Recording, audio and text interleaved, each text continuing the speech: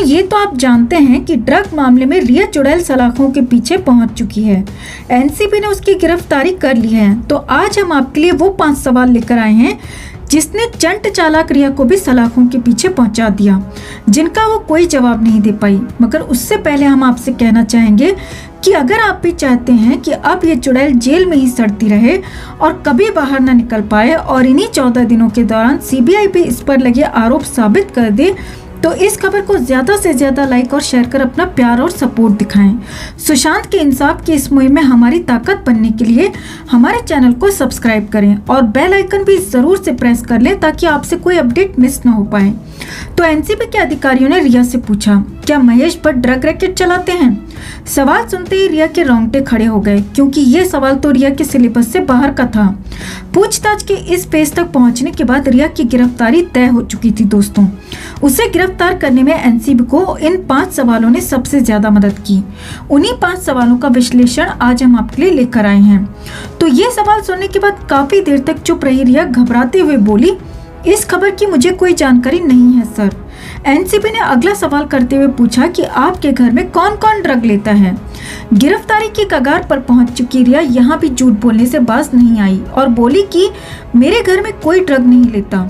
वहीं बैठे एक एनसीबी अधिकारी ने कहा कि आपका भाई शौविक तो बहुत बुरी तरह फंस चुका है, क्या वो भी ड्रग नहीं लेता? तो इस डैन ने एक बार फिर झूठ बोलते हुए कहा कि मैंने तो आज तक उसे ड्रग लेते हुए कभी नहीं देखा। फिर एनसीबी ने पूछा कि आपके पापा और महेश भट्ट में क्या संबंध है?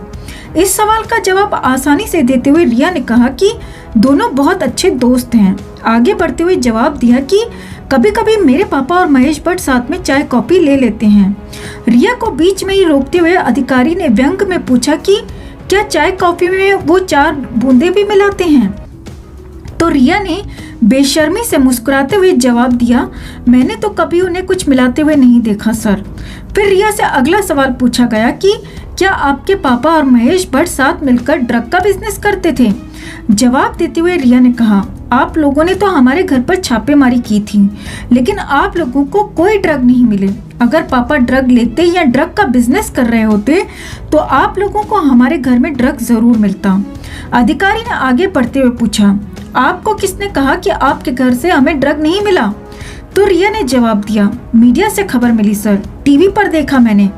इस पर मुस्कुराते हुए एनसीबी अधिकारी ने पूछा, अच्छा आप कौन से टीवी चैनल्स देखती हैं? जवाब में रिया ने सिर्फ 2 टीवी चैनल्स का नाम लिया। दोस्तों, हम तो यहाँ उन चैनल्स का नाम नहीं ले सकते, मगर अगर आप समझ गए हैं कि रिया कौन से 2 चैनल्स की बात कर रही है तो आप हमें कमेंट में उन दोनों चैनल्स के नाम जरूर बताएं। आगे बढ़ते हुए एनसीबी ने रिया से पूछा कि आपने उन चैनल्स को इंटरव्यू क्यों दिए? क्या इसके लिए आपको कुछ पैसे दिए गए थे? तो चुड़ैल ने कहा, नो सर, उस इंटरव्यू के मुझे कोई पैसे नहीं मिले। मैं सिर्फ सच और इंसाफ की लड़ाई लड़ना चाहती हूँ, सुशांत और अपने परिवार के लिए। अधिकारी ने पूछा, तो क्या उस इंटरव्यू से आपको इंसाफ मिल गया? इस पर मक्कार रिया ने एक बार फिर बड़े कॉन्फिडेंस से जवाब देते हुए कहा, जी नहीं सर, इंसाफ की लड़ाई तो अभी शुरू हुई है। फिर एनसीबी ने पूछा कि आपने किसी दूसरे टीवी चैनल को इंटरव्यू क्यों नहीं दिया अपने इंसाफ के लिए?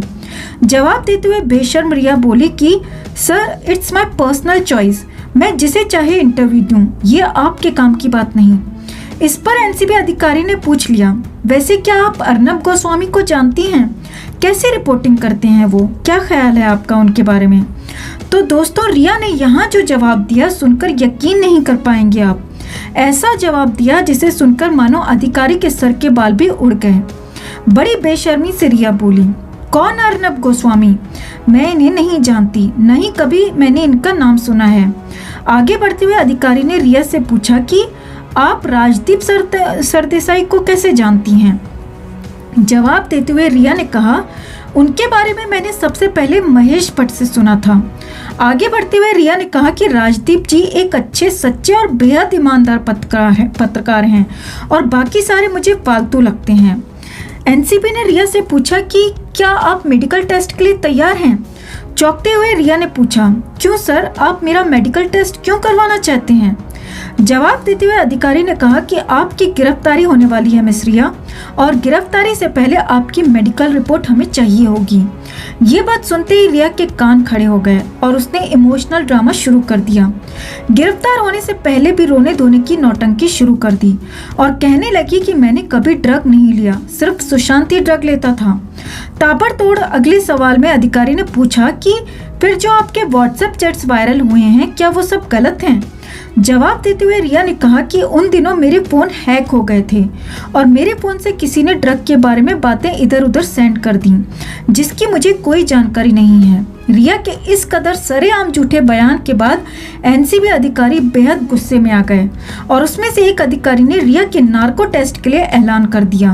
नार्को टेस्ट का नाम सुनते ही रिया के होश उड़ गए दोस्तों, और अब उसके गले से आवाज नहीं निकल पा रही थी, चेहरे पर पसीना आ गया। रिया की ऐसी हालत हो गई मानो वो तुरंत बेहोश होकर जमीन पर गिर पड़ेगी। फिर क्या हुआ हम सब जानते हैं। रिया ताई को अरेस्ट कर लिया गया। दोस्तों, ये सारे सवाल जवाब हमें सोशल मीडिया सूत्रों के हवाले से प्राप्त हुए हैं।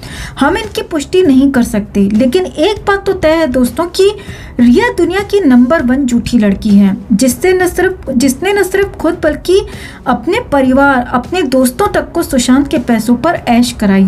सुशांत को पूरी तरह लूट कर, खोखला कर छोड़कर चली गई और 14 जून को उनसे उनकी जिंदगी तक छीन ली। और अब सुशांत के जाने के बाद अपने सारे पाप उनके नाम पर डालकर अपना बचाव कर रही है, क्योंकि वो इस दुनिया में नहीं, अपनी सफाई देने के लिए। कोई इस हद तक कैसे गिर सकता है दोस्तों? ताज्जुब होता है हमें कभी कभी। इसे तो जितनी सजा मिले वो कम है। ऐसे लोगों के साथ क्या करना चाहिए, कमेंट में आप जरूर बताएं। सुशांत के इंसाफ की मुहिम बिल्कुल भी ढीली न पड़ने दें। सुशांत के इंसाफ के लिए दुआ प्रार्थना करते रहें और इस खबर को ज्यादा से ज्यादा लाइक और शेयर कर अपना प्यार दिखाएं। हर अपडेट के लिए बने रहें हमारे साथ, क्योंकि आप हैं तो हम हैं।